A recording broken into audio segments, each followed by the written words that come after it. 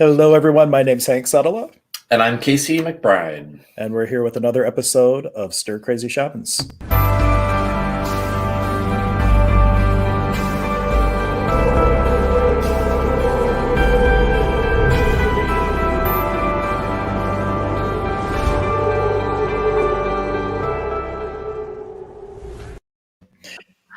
And as always, the question of the day is how can today be more magical than any day we've ever experienced before now? And let's see where the conversation takes us.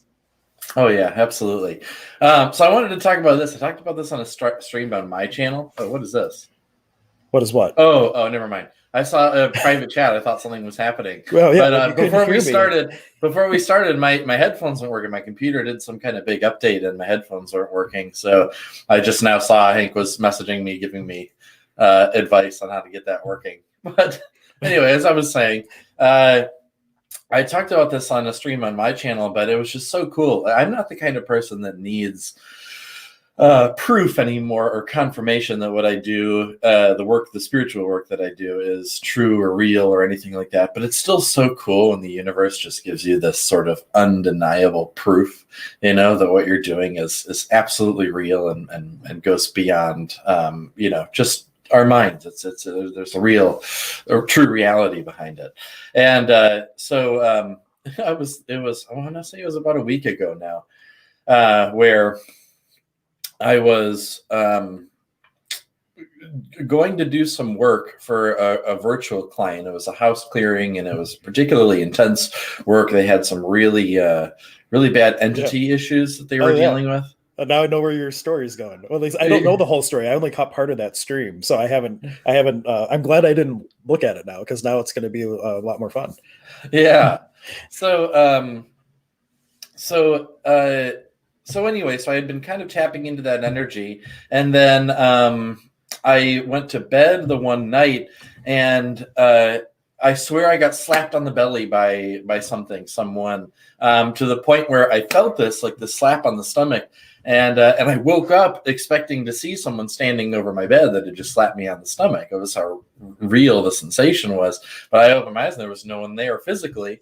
So I opened my vision. I couldn't see. So whoever it was, if it was an entity, they were there, and then they vanished. So I couldn't see them when I opened up my sight. So I called in my guides, and I'm like, hey, tell them to knock it off. If they come back, kick them out or whatever. And a couple other times through the night, I got these little jerks on my ankles and things. And so then the next day, I kind of wasn't really thinking about it. But then I was just sitting there hanging out, and it felt like I was getting bit on the ankles. These little jolts, like I was getting bit on the ankles. And so then I messaged my friend, I messaged Hank, and then I messaged my friend Mary. And I was like, hey, can you take a look? All I said was, can you take a look my way energetically? Just see if there's anything going on. Just take a look. And Mary replies, what's up with you getting bit on the ankles? So I went back to look back through my text to see if I had mentioned that I had the sensation like I was going to get bit on the ankles, but I didn't. So I was like, yes, that's what's happening. It feels like I'm getting bit on the ankles. What is that? She's like, hold on, give me a minute. Let me do some work. So I'm sitting there and I'm just receptive, allowing her to come into my space and process whatever she needs to process. She goes, all right, so there's these 4 beings. And I got them to calm down to the point where you're able to talk to them now, but they want to talk to you. So then I went and brought me and these 4 beings into this space in the upper worlds. And they were all talking a million miles a minute. And I was like, slow down. We're not going to get anywhere. You talk. I want to hear what you have to say. So I pointed to one of them who's like, I'm not ready to move on, but they want to move on. And and all this. And they're like, well, we're ready to go. We want to pass on and go do other things. We don't want to be stuck on this planet. And, but we're not going until she goes. And so I was like, all right, well, what's keeping you here? Why don't you want to move on with these other beings that you're attached to? And she said, well, I don't know what happened to my daughter. After my daughter died, I don't know where she went. I don't know I need to know she's safe.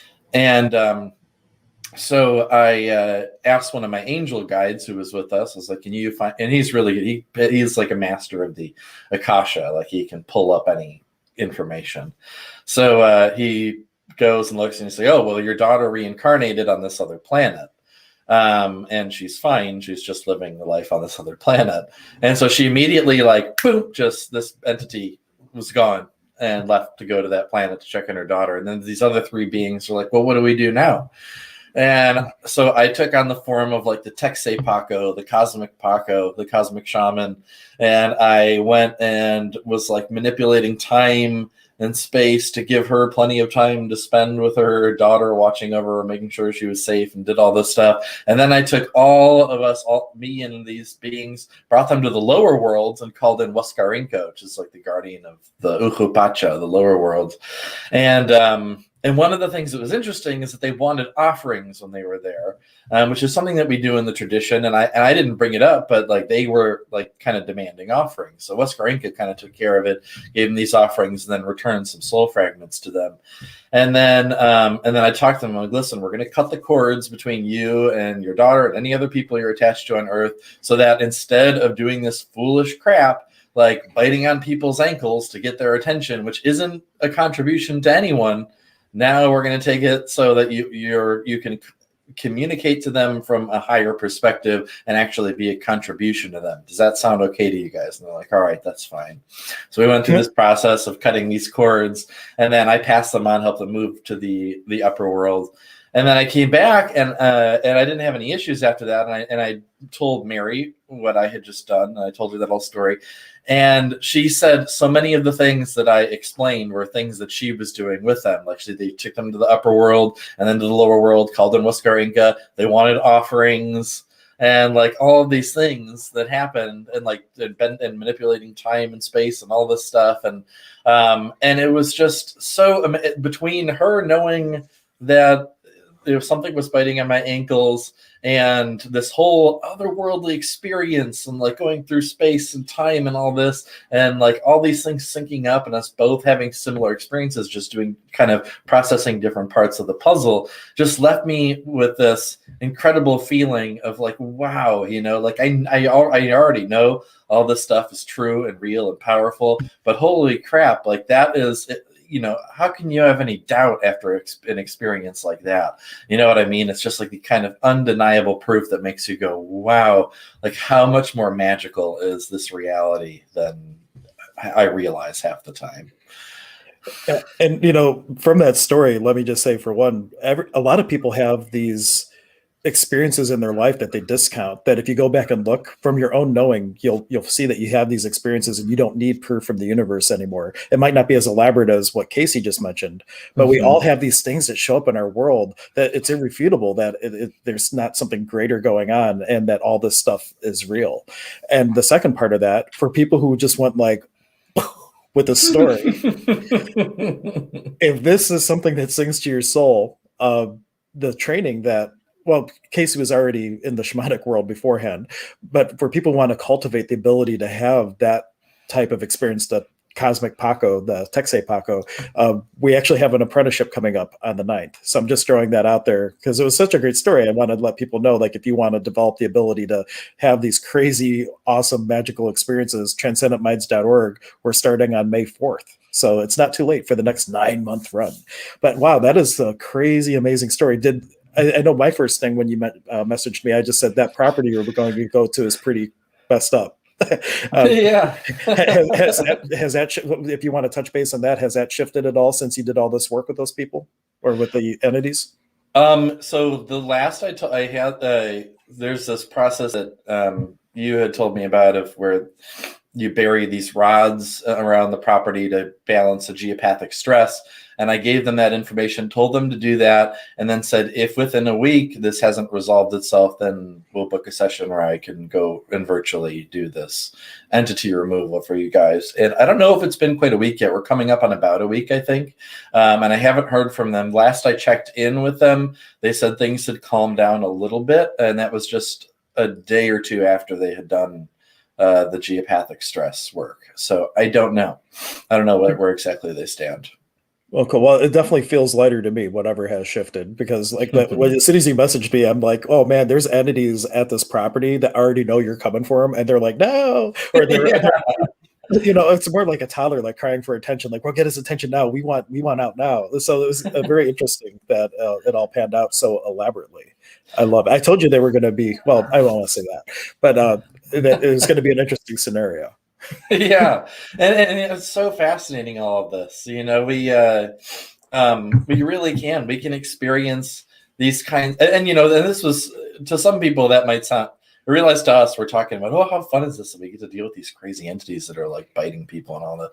Other people, that might not be the most light, fun experience, and it doesn't always have to be like that. But man, how cool would it be if, you could have the ability to travel to any time and place, go to any place on Earth or other planets and interact with other beings. And like one of the things that I've done on my journey, one of my favorite planets to visit, I don't know the name of the planet, but on this planet, there are these big pink pools of like water or liquid, but they're pink, and they're like these hot springs that you sit in, and just the energy of them is extremely healing. And there's also a like bluish purple fruit that grows, that you eat the fruit and it has almost like this kind of narcotic effect. So you eat the fruit and then you sit in these purple pools and you just hang out, and it's like the most relaxing, healing experience. And I can just go there whenever I want with my guides, through shamanic journeying. And how cool would it be if you could have that kind of experience, and way more incredible experiences than that, anytime you wanted? And you can. Any of us can. You just have to sit down, practice, learn how to do this stuff. It's amazing. Yeah, because there's people from all abilities that it's like a muscle. People want to develop intuition and then continue to build on that. It's just practicing, and doing the work, and it will happen. Yeah, and we have to put in the practice. For me, I've been training, doing shamanic healing and shamanic journeying for 13 years, but really it's been before that. As terms of the shamanic journeying, I was doing that from a really young age. Oh, go ahead. No, I was remembering part of the story. Weren't you like pretending, and then you convinced yourself or your friend convinced? Maybe I'm not remembering the story, that it wasn't real, but you knew it was real. Am I remembering right? Yeah. So, well, at the time, we we believed and knew that what we were doing was real, and we called it traveling to the spirit world. And we had spirit guardians, and we would travel to this spirit world, and we would go on all these adventures. And sometimes we'd come back and we'd be lying next to each other physically, and like in the physical world. We'd be off having these adventures, and we'd come back and be like, oh, I remember when this happened and that happened, and we'd be kind of having the same experiences. And then at a certain point, we started to grow up and all of that. And then, eventually we kind of told ourselves, like, oh, that was just imagination. We were just playing. We were kids, it was just, we were imagining all that. And then, fast forward years and years later, when I discovered shamanic journeying, I'm like, I've been doing that for a very long time. And those skills that I've been practicing since I was a kid translate over into the work that I do now, even the healing work, developing the ability to project in these bodies at will and go to a client virtually, like over the internet. I travel to them in this body, and I'm able to manipulate things and do all this work. And that way it's like there's no distance between us, and I can do very powerful work. So I've been developing these skills to do this through just, kind of play as a kid. Yeah, and I wonder how many people out there had imaginary friends or these types of experiences that they also discounted. And what would it take for you to reclaim your magic and everything that prevents that? Pot and pock. I had a similar. I don't know if I told you about it. Like I had a client who they basically bought a distance session, and I was working in surgery with the person while they were in surgery, and I sat around the mesa, and it was almost as though, or I could see, it was like a hologram of seeing the surgery room or operating room, surgery room, like right in front of me, and working with the energies there. So I was, in a sense, like, even though I know I was there, but I was also bringing it to me. It was like we were just coexisting in the same space at the same time. It was really loopy, really trippy. It was, and I wasn't even on any medicine or anything like that. And I was experiencing like that. But I think the biggest thing is just people giving themselves permission to have that experience, like, and not be crazy for it.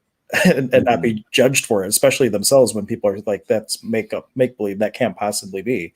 What would it take for people to really step into the world of imagination? And I know for a fact, I know this, man. I've been told this. But the whole distrust that we have with our imagination, that whole thing that, oh, you need to stop pretending, and like, oh, how do I know I'm not just imagining and making all this stuff? The distrust that we have with our imagination, that's purposefully programmed into us. That's purposely programmed, this distrust, because our imagination is our most powerful tool. It's how we drive actual energy. It's how we create reality. And so people who have this distrust when they get into doing spiritual work, like, yeah, that was on purpose. Like the powers that be absolutely want you to have that distrust with your imagination, because if you reclaim that and you take that as a part of your personal power, and you know what it truly is as both a tool for perceiving actual reality and a tool for creating reality simultaneously. It does both. And when you reclaim that, then you become a powerful force in the world. And if everyone knew that, like right now on this planet, suddenly, it would, it would not be good for. Yeah, there's theories that one of my people I work with, like Joe Mattson, that the sinking of Atlantis was due to a misuse of an ancient wisdom, and that's why we don't come in plugged in and turned on, because if one was to misapply some of the things, it can be pretty detrimental. Shannon was asking, what are your biggest tips for deepening into self-trust when deepening into spiritual cosmic connection? So one of my biggest things, because again, this goes right along with what we're saying of that distrust with imagination and intuition and all of this, is when the mind comes in and says, like, if you're having an experience, so you're doing shamanic journeying or healing work or whatever you're doing, and the mind comes in and says, how do I know I'm not just making all this up? What if you're just imagining this? You're making all this up. This is all in your head. When the mind says that, don't fight it. Don't sit there and go, no, I can't be having this thought because I need to be sacred. And if I have this thought, then it's going to take away. Like, no, you're just lending more power to the mind to take away from the experience. So instead, when the mind comes in and starts to say whatever it wants to say about you're making all this up, this is in your imagination, whenever it says that, just say to it, this is I learned this from someone, I don't know where I picked this up from, but I love it. Just say to the mind, yes, that's fine. I'm making all this up. Now let me get back to my beautiful experience. And then just keep doing it. I think Zane even mentioned something yesterday about that too. Like, let the mind be and say, your place is at the end, where you can go and analyze all you want after the experience, but your place is at the end, not during. And just a similar thing, like not to disempower the ego or try to fight it, but just say, yeah, cool that you have that, but your time isn't now. That right now we're going to be in the experience, and not lending it that teke energy where you're going to be pushing and pulling against it, just being an allowance of it and letting it slip to the side for now. Yeah, and every time it does come up and say its thing, and then instead of fighting it, you just say, that's fine. Yeah, I'm making it all up now. Go away and let me have the experience. Every time you do that, you're taking away a little bit more of its power. You're disempowering the gravity and the momentum that the mind has built up, because that's just a thought form. It's just a pattern that repeats on a record, right, in your head. It's literally just words in your head associated with sensations in your body. That's all that is. It's just nonsense. And so every time you take away its power, instead of resisting it and feeding it, if you take away its power, say, yeah, whatever, and then just move along and continue, you take away a little bit more of its momentum every single time it comes up, until eventually it has so little power over you that it's laughable. And when it does come up, it's just a fraction of a second, and then it's dissipated, and you're not even affected by it. And taking a step back from the cosmic, like the journey type experiences, when it's looking at intuition, just feeling out the energy of this, it's also practice, development circles. Like if you're looking for, you haven't had the experiences yet to know that it's real, to know that it's validated, anything where you're putting yourself in the position of doing a reading or a healing where you can get feedback. At Fellowships of the Spirit, where I did a 2-year program for mediumship and healing work, we had to do 70 documented readings and 70 documented healings per year for 2 years. So 140 of each experience times, so a lot of interactions. But there came this tipping point, because you were doing these readings, you were doing these healings, you were getting feedback from all these forums, and you would say things that couldn't possibly make any rational sense, yet the person's validating it, and they're validating it. And just like a teeter-totter, there came a tipping point where you had so many experiences that were validatable, and people were giving you positive feedback, that you just start to trust, because you've given yourself that benchmark, or that the badass moments, if you will, that let you know that you know that you know, and then you can start trusting it all the more. And that just comes with putting yourself in those positions to have the experience, and then also knowing that when you're wrong, it's still right. Every time where I knew I just completely flat out missed something, like a month later, the person emails me, "Oh, that all makes sense now." Or they're just situations like that. Know that even if you give wrong information or something comes through and it doesn't quite hit, don't discount it, because it was said for a reason. It came through for a reason, even if it's going to be for them in a conversation that a week from now all of a sudden makes a click. And you may or may not get that validation, but it's really important to trust that you know that you know that you know, and just give yourself a playground where you can have these experiences and start to build up that confidence.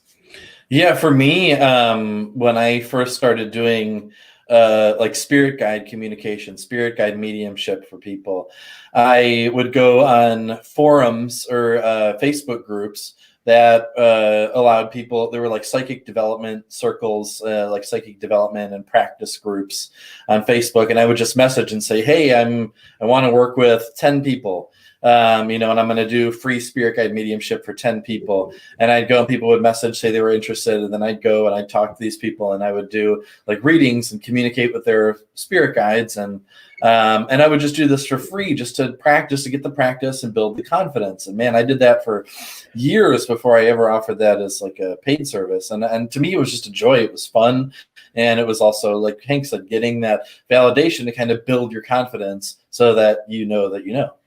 Right. And you used that same technique to really bridge into what you're doing now, because when we started back with COVID days and the initial lockdown, you were going onto those groups, answering one question from the spirit guide, and then to book a full reading, go to shamanswayhealing.com. And he ended up getting tons of people.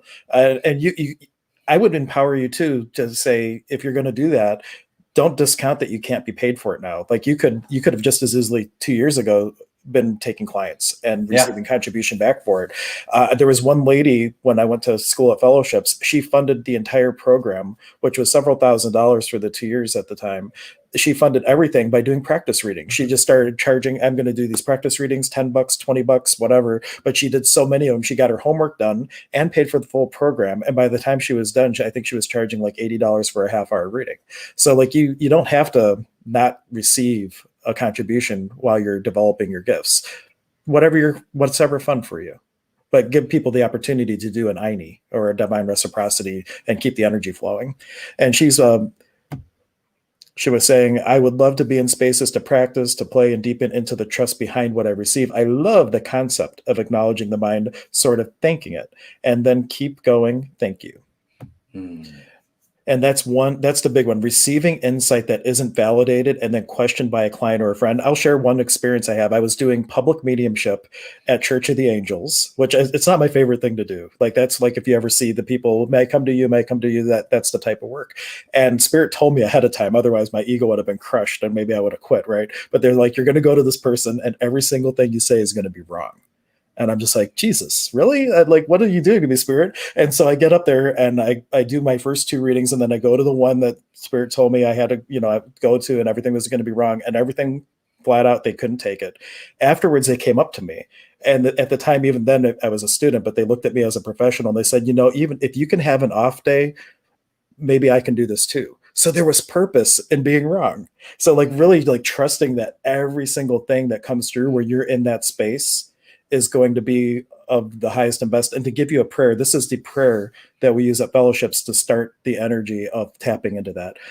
As we open the door to communication and healing in the unity of the Holy Spirit, the great I am presence of the universe, we give thanks for we know that the word spoken, and then I added, and the experience received is full of your grace, wisdom, love, truth, and understanding of the highest. And like that was the intention prayer. And then everything that's going to happen, even if you're flat out wrong, is going to be for some divine purpose, and just trust and know that.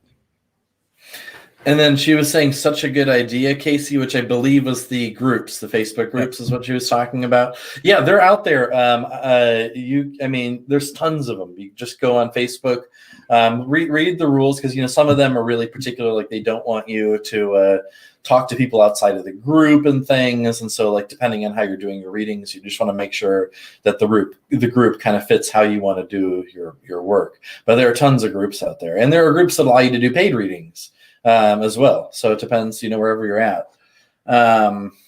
Yeah, and that is a prayer you can use as well. That's what Elaine Thomas came with. I just tweaked it slightly for healings and readings. And I always enter in that space. I don't always say the prayer out loud. It depends on the person. And here's the other thing. So many people that come to that work, they might have a stigma for religion. And once you bring the Holy Spirit into it, you could have one of two effects. You could have somebody that is traumatized by religion that goes running, or you have somebody that still gives a lot of value to religion that becomes comforted. So like I would just ask the question, does this saying this prayer feel light?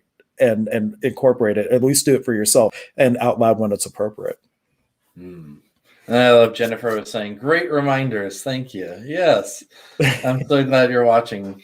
Yeah, I think she's watching from work. I love it. Oh, don't give her away. No, that's fine. And thank everybody for watching. This has been like, we're coming up on our 100th stream for Stir Crazy Shamans. We've been streaming for over a year.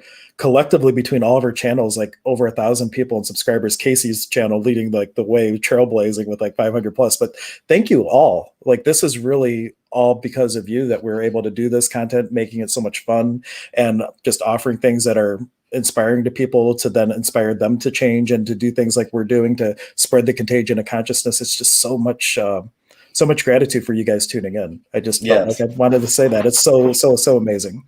Can't believe it's been a year. I do. I have so much gratitude. This is the thing I was thinking, because some people get caught up in the, like, oh, they want that like 100,000 subscribers or whatever. But really, if you think about it, however many we have on this channel, like, a couple hundred. If you went and you were in a room, there were a couple hundred people in that room that were like, hey, I want to hear what you have to say. You'd be like, oh my gosh, this is amazing. So we're great, so grateful for every single one of you who are here, and the fact that you're showing up and that you're open and willing to receive this information. And like I've said it many times, that if we can inspire just one person, to look at things a little bit differently, or to take that step to step into their power, to find their unique voice, all of these things, then it's huge. That's what we're here for. So thank you. Yeah. Nike. But we're not ending now. We're saying thank yous, but this is not the end of the show by any means. It's just the beginning, but there's just with the space of the questions being asked and where we went with that, it's just like this immense gratitude of people just being willing to receive. And Mike says, like and share, please. Thank you. Of course, Mike. Thank you very much. Where do we go with our question now?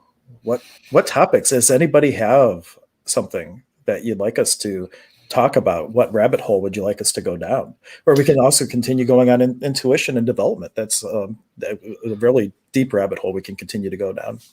Mm-hmm. Yeah. So if anyone does, make a comment. Because like we said, we're here for you guys. So whatever you guys want to hear us talk about, comment, or else we're just going to ramble about whatever we want to ramble about, which is fine too. But we're here for you guys. If you want to hear about a certain thing, we have between us how many years of experience, doing all this fun stuff. So good about, whatever you guys want to hear about. Any in particular magical experiences you've had lately that you want to share, Hank? Oh, I can't think of anything off the top of my head. Things have been like a blur, but time moves slowly for me. But it's also like it's been with kids and going to the German passports and all these things. It's always fun. Let's see. Is there any good stories?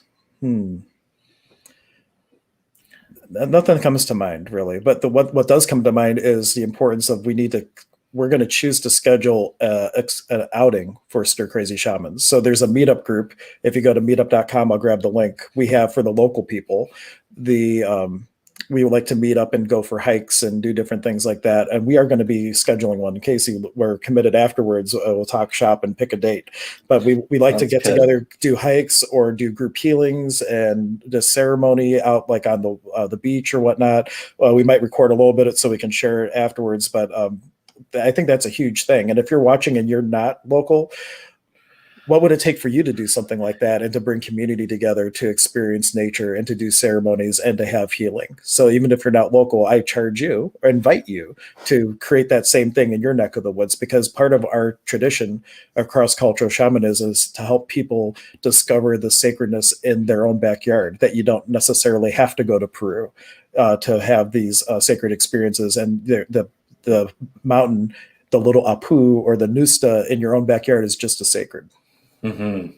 Yeah, and community is extremely important. My spirits have been kind of beating that into my head over the past few years, especially, and I've been connecting with so many incredible, beautiful, amazing people. But it's one, and it is, some most of my growth has kind of been on my own. I've done my own thing, practiced on my own.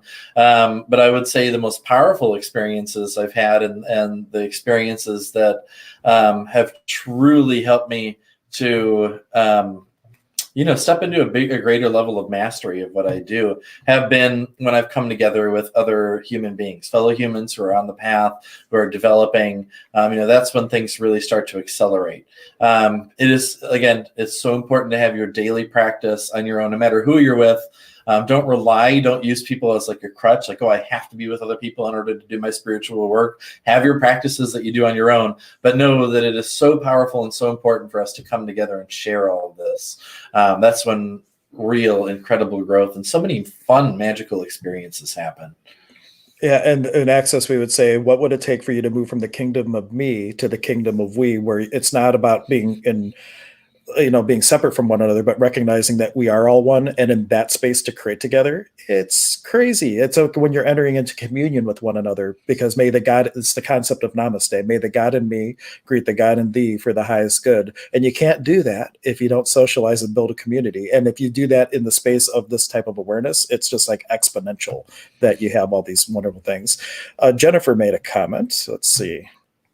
I did a mini healing for one of the guys that brings the mail to our company today. Talk about a magical experience. It only took a few minutes, but it was a powerful few minutes. Awesome. Thank you so much for sharing. Jennifer is actually in the shaman program this year and possibly next year too. I'm about to hear back from her, hopefully. But that's just a small little interaction. Like, what could you be and do for a clerk as you're going through checking out with your groceries? Like, if you're in that space of kingdom of we and recognizing a pain or a hucha, a heaviness in someone, what could you do to facilitate more ease, more healing, more comfort, more joy for someone, just as you are being in the world, not necessarily seeking it out, but you could just be that energy of change for people as you interact. Speaking of, like how I said before, I would go on these Facebook groups and just do like all kinds of readings and things. Before I ever started charging for healing work, I would go out in the world, and I would just go to like Huntington Beach or wherever there were people gathered, and I would walk up to random strangers and I'd be like, "Hey, does your shoulder hurt you?" And they'd be like, "How the heck did you know that?" And I'm like, "I don't know, but is it okay if I do something to get rid of this pain?" And He's I the would just go. healer. I was, man. And I had so much fun doing it. I would just go to random people. And my favorite thing was to take people who were like really skeptical about this stuff, They're like, what do you mean? Like, what? Like, healing, what do you mean you're going to get rid of my pain? Energy healing? What do you mean? That's no way. And then to sit there and do this work, and then they're like, I can't find it. I can't find the pain. What did you just do? How did you do that? See the reactions on people's faces, especially who are skeptical. It was so much fun. I loved it, but it really opened people's minds, that there's way more out there. Like, if this is possible, what else is possible? So it was it was so much fun. But I would go to random people at the beach, just anywhere I was, even when I started drinking and going to the bar later, I'd go to people at the bar and like, oh my gosh, I would to be a fly on the wall doing that. Maybe we should. No, I'm not going to go there with that thought. But my teacher, Elaine Thomas, for mediumship, she would, when you were at Inspiration Stump, which is a thing in Lilydale where the students used to go to practice, she would target the guys there that were sitting there with their arms crossed. Like, you could tell that they did not want to be there. They were drugged there by the wife, and she would go to Spirit. This is our one chance. Let's get them. And would go to those people on purpose, deliver messages, because she knew that if she was able to deliver them an experience proving the continuity of life and that all these things are real, that would change them forever. So like, that is, especially once you build the confidence in things, because if people are just starting out, that might be really intimidating just to go up to a stranger. But what could you be and do in the world, like taking on and tackling like the energies that are really resistant to change, giving them experience. And also to note, you weren't like long on the medium, because she would just give you the message, I think, whether you wanted to or not. Like, we're asking permission before we just totally rock their world. Yeah.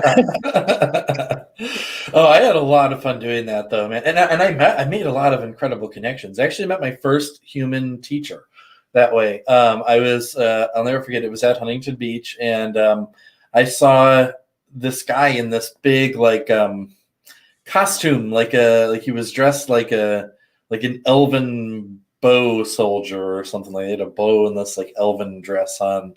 And I was like, this looks like an interesting character. So I went up to him and I was like, showing him something. I was like, all right, now I told him, hold up your hands and close your eyes. And I'm going to send energy into one of your hands and just tell me where you feel the tingling. And he's like, this hand. And then he opens his eyes and my finger's right there. And he's like, whoa, that was so weird and all this stuff. And then, and then he took me over and he's like, well, there's this gathering of people if you want to come and like hang out. And it was the post Colossal Con meetup. And so Colossal Con, people who aren't aware, is like this giant, basically like anime convention. Anime and I think like just all things nerd, like role playing and like all kinds of fun stuff. But so and video games and everything. And I think I'm not 100% sure. But anyway, it was the post meetup from that, where they had met at Huntington Beach and they were just kind of having like a party. So I was running around and I was playing, and I'll never forget. So I was just going up and it was amazing how many of these people were so energy sensitive. A lot of people who were into all this fantasy stuff and like all this, they were like, a lot of them were so energy sensitive. And so I was just playing and like shooting, and I'd sit behind someone, shoot a little beam energy in the back of the neck, and then look back. And then they'd see me there, and I'd be like, "That's energy." And they're like, "What? You're a wizard." Like, I'm starting to think that those little bites of your ankle was karma after you said this. So then I was there was some role playing game they were playing where like and I'll never forget, in order to be, so they were trying to choose the leader of this group to lead everyone on an adventure, and how they chose everyone was who could do the best evil laugh. And I had a really good like evil laugh I could do at the time. So they went around in a circle, did evil laugh. I did my big like it was way more epic than that though. But I did this evil laugh and they were like, oh, he's the one. So they all picked me, and then I led us on this adventure. So I didn't know what we were doing, but I didn't understand the game. But I led us through the woods, and then we went to this area across where Huntington Beach is, these little woods. There's like a stream that goes through, and in spirit, I saw this giant, huge, like demonic entity looking thing. But at the time, I was so inexperienced, like I still didn't know. I'm like, oh, maybe I'm just making that up, whatever. But I was like, all right, everyone, go fight the giant monster over there. And so everyone's just kind of running around, flailing their weapons. But then this one person, I saw this huge energetic flame come out of their hand, and they just like incinerated this thing. And I was like, whoa, that was wild. And then that person came up to me and they said, good job on spotting that demon. And I was like, wait a minute, you could see that thing? She's like, yeah, of course, it was huge. I'm like, oh my goodness, I'm like, that's amazing. So then we're walking. I never forget, my mind was kind of blown at that point. I'm just sitting there processing that interaction I just had, and I'm walking behind her, and she's like walking there, and she does this with her hand, and I can clearly see, like clear as day, this like purple energetic flame coming out of her hand. And as soon as I did that, I just busted out laughing. She's like, what? I said, I can see that. And she goes, the purple flame? And I'm like, yes. So I started talking to her throughout that evening, and then she started to like train me on some things, and she was just showing me some things and like how to like manipulate energy and work with things. I'll never forget one of the things she did. She had me hold my hand up, and she's like, all right, just send energy. We're going to have like a game of almost like energetic, like tug of war, but like the opposite. She's like, just try and push my hand, like push me down with your energy.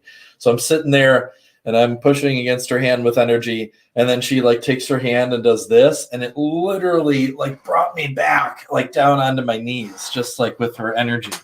And I was like, whoa, I'm like, I have to learn from this person. So I got into contact with her, and eventually she ended up kind of becoming my first teacher. And then we would meet up like once every other week or once a month. And then she would like teach me for a few hours, and I would practice the things she was teaching me. She was like my first in-person teacher. But it was just so cool, like how I came about that was just me playing at the beach and just playing with energy and interacting with all these people. Out of curiosity, was she trained with like Qigong or Tai Chi? Because like the way that you describe the energy, it feels like Qigong-like in terms of manipulation. No, she is an angel incarnate, but not just any angel incarnate. She is how to put it? She had like a falling out with the angels, so she'd be like I guess like a dark angel or something like that.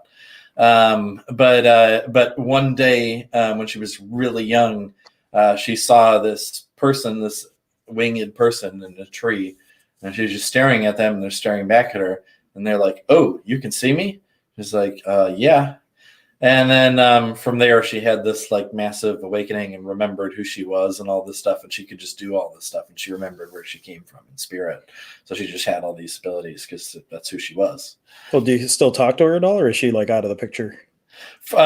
So because of who she was and how powerful she was constantly under attack from entities, and even like certain humans would come after her and things, because she was so immensely powerful.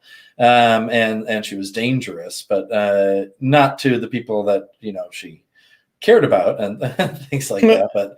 But especially, if you weren't on her side, then she was very dangerous. And so she for a couple of years was back, she would talk about how she's like, I think I'm just gonna shut everything down. She's like, I'm just gonna like turn everything off, completely seal away all of my power, so that I'm basically just like, I'm not who I was.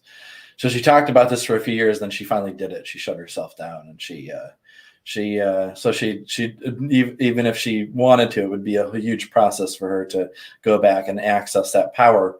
And the last time I talked to her, she was on the verge of thinking about kind of reawakening again, and to the point where she's still able, she perceives all stuff, she can see energy, she can interact with it, but she doesn't have the power she used to. But last I was talking to her, she was thinking, she's on the verge of thinking about stepping back online and doing stuff. Ooh, well, I look forward to, if she does do that, maybe she'll be a contributor on a stream here or there, or maybe off air would be better. But I'm very interested in meeting this person. She was one of the most fascinating people I've ever met. Doing a car pie. Oh, doing an Aini car pie with them. Yeah. She and really, she was, before that, I was running around playing. I knew what I was doing was like real, because obviously people could feel it, and like I could like electrocute people basically and do healings and all this stuff. But she was the first one I met that was like, oh no, this is energy, this is what you're doing, and kind of gave me a little bit of like foundation of. So if I hadn't met her, who knows where I would be. So very grateful. You would still be in the bar messing with people. Yeah, that's right. Yeah. And Debbie was just contributing that when it came to like the Renaissance folks and being able to like perceive energy at the cosplay convention or whatever it was, that their mind is just more open, just based on just that. And I found that too, because I was a SCA person, Society for Creative Anachronism. So I was one of those people dressing up with the different outfits and going out to the I never went to Penzic, but like the big events like that where you would go and like live in period or whatnot. So, but they were all very open to that type of thing about energy healing, and things are way beyond what you can see. There's just an openness. I wonder if there was like past lives and things like that. One of the first readings I ever got that turned me on to all of this was from Barbara Sanson at Lilydale. And she was giving me a reading. Everything was spot on. And she brought through three past lives: a peasant, a monk, and a nobleman. And guess what my three costumes were from the Renaissance? Peasant. Yeah. And it's just like, wow, this is just like so crazy that I would create these three personas. And there was actually a fourth one which is more like a seer or whatnot. She didn't bring that one up, but it was just such a crazy coincidence. And then at the very end, just to bring it back to validating readings a little bit on that topic, the very final thing was she told me that my grandfather had a present for me, and that my mom had it and I need to ask for it. And he said that it was a belt buckle. And I'm like, oh no, my mom said that there was I'm not a belt buckle, a knife. And I'm like, no, my mom said there was a belt buckle before me, but my brother stole it and sold it for drug money or whatever. She's like, no, it's a knife. And she explained it all. And I went home and told my mom, and she's like, oh my God. And there was sure enough a knife that was intended for my brother that they ended up giving to me because he had taken the belt buckle. So just a full circle talking about validating experiences for intuition. Yeah. Man, that amazing thing with the energy. I'm looking forward. I know I'll meet her someday. Yeah. I know.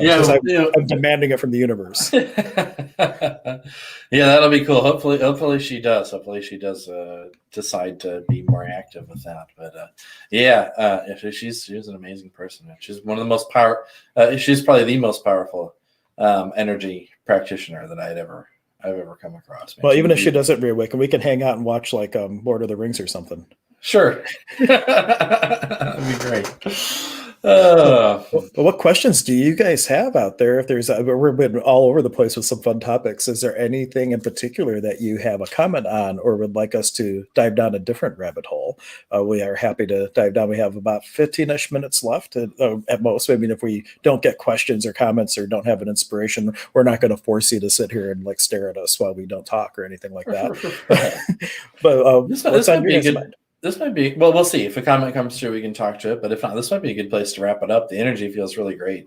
Oh, yeah. It's wonderful stories of inspiration and things. So we'll give you guys like 60 seconds. 60 seconds. Now's your chance. We'll just let's just stare at them now, make them feel uncomfortable. Speaking, I was at psychic fairs and things, how like some of them there's a reading every 20 minutes or anything like that. And there was this one fair that with 30 seconds left to the reading, they actually play the Jeopardy music. So like, and this is where I came up with the idea that these things are cattle readings, because you have everybody that gets their ticket, they line up, and like now is the 12 o'clock reading, and so everybody sits down, they find their reader, and then 30 seconds left, they like usher everybody up, and the next people come in. I just thought it was so crazy that they would play Jeopardy music for that. Yeah, that's wild. Man, talk about like subtracting from the experience. Yeah, I think they only did it 1 year, and then after that they might have even dropped it during the day. Like as the day progressed, they might have gotten rid of it. But I was a vendor at the show, like selling my oils and things like that. And yeah. So, but there's no comments, so I guess this is a great place to end. Final thing for people that are resonating with the stories that we're telling, the experiences that we're sharing. If you'd like to dive into that world of possibilities, the next Shamanic Apprenticeship is coming up starting on May 4th. It's going to be 9 months. Some pre-recorded content, and every week a live call on Tuesdays at 7 p.m., which are also recorded, so you have everything. But it's a virtual apprenticeship. Doesn't matter where you are in the world, and you can sign up and get more information at transcendentminds.org. Casey's been through it. I've been through it. Jennifer, who commented, has been through it. We have a huge community built around alumni. Case in point, I think there's 10 alumni in this class that have taken the program before and are in it again because of just the community that develops as you go through the experiences that we have. So if it feels light, there's a website for more information. Any final things for... Oh, and the other thing is we're going to be putting it together. I'm saying this to make myself accountable. Casey is going to be offering a spirit guide communication workshop. We've already had a create meeting. We've outlined it out. We're going to do the first one as like live Zooms. And maybe I'll even put up just like a pre-sale class just so people can like sign up and we can gauge interest and everything. But it's going to be, I forget how many parts now. We'll have to talk. But we're going to be offering that very soon also through Transcendent Minds. So you can keep a lookout for that. But it's going to be like a live call. And then we're going to develop like a course on demand type of thing. So anybody who wants to dive in like Casey did, just talking to spirit guides, it's a great place to start accessing your intuition. So that's going to be coming up very, very, very soon. Yeah, and there will be other. So stay posted to emergenceofbeing.com because that's where all this stuff is going to be. Or is it going to be on Transcendent Minds or both? The course material will be Transcendent Minds because there's no reason to reinvent the wheel with the platform or pay for it twice. So but everything's going to be listed on Emergence of Being. But anything that's going to be housed content is going to be on, maybe it will be both. Anyway, both websites are important. Emergenceofbeing.com. and transcendentminds.org. Emergence of Being, though, you can also go to the live stream tab and you can find Casey's channel, my channel. You can find Dr. K's channel, like all the contributors at Emergence of Being. There's a ton of resources there for helping you along your body, being, and beyond path. So I wanted to share that if you are interested, because I was talking a lot about like my experiences with journeying and how fascinating that can be. That is a service I offer. I guide people on shamanic journeys. I do one-on-one sessions, and they're not a guided meditation. It's different. And I'm not telling you what to experience, like, oh, and now you're seeing this, and go along. And it's more like I lead you into a trance state where you're very relaxed but focused, and then I bring you into the spirit world, and then I let go of the reins, and you're having your own experience. experience, and I just give a little bit of, like, maybe if you're stuck on something, I'll give you a little bit of guidance, but you have your own experience in spirit. And then as you train, as you learn to do that, then you go and you just start doing it on your own. So it's a beautiful thing to learn. I truly believe that shamanic journeying is one of the most powerful practices for our own healing and growth, for the healing of others, and for learning and developing our skills within our abilities to communicate with the spiritual realm. So really, if you're interested, you can just go ahead and book a session, and they're amazing. Yeah, and you can find all the information for CaseyEmergencyBeing.com or ShamansWayHealing.com. This one website, though, has both of us, because I do work virtually too. I've never been called to lead people through journey experiences. I do another type of facilitation around that world, but mine, I do a lot of like life coaching type of things, as well as, well, you can check it all out on the website. There's a lot of stuff that we do. Mm-hmm. And with that, anything else? I think that's a really good spot to stop. Yeah. So to everyone who has been watching, I want to say a Nike, which is Quechua for thank you, thank you, thank you. And Rpichai Sonkolai, which means a dove from our heart to you. So thank you so much. We will catch you next time, maybe sooner than Friday. We were going to be on sooner. If I didn't have to do crazy stuff with the kids and my wife's work, we would have been on Tuesday. Just the timing wasn't great, but we may pop in. So if you want to make sure you catch it when we go live, make sure you subscribe to the YouTube channel and turn notifications on. That's where you're going to find out that we're live in that moment, because we could be impromptu. It's not always going to be Friday at 11:15. And next week, if I can't move, I'm going to be doing a interview for a radio show next Friday at 11. I'm trying to see if I can move the slot, but if not, we may still be on, but we may push it a little bit later, because I don't know why I picked 11, but obviously I did. And so I'm going to see if they can move it, but I don't want to pass up on the opportunity. So if I can't be on, either Casey would be on with someone else, or we'll put it on a little bit later or something like that. Mm-hmm. All right. Bye, everyone. Thank you so much for watching. Much love, everybody.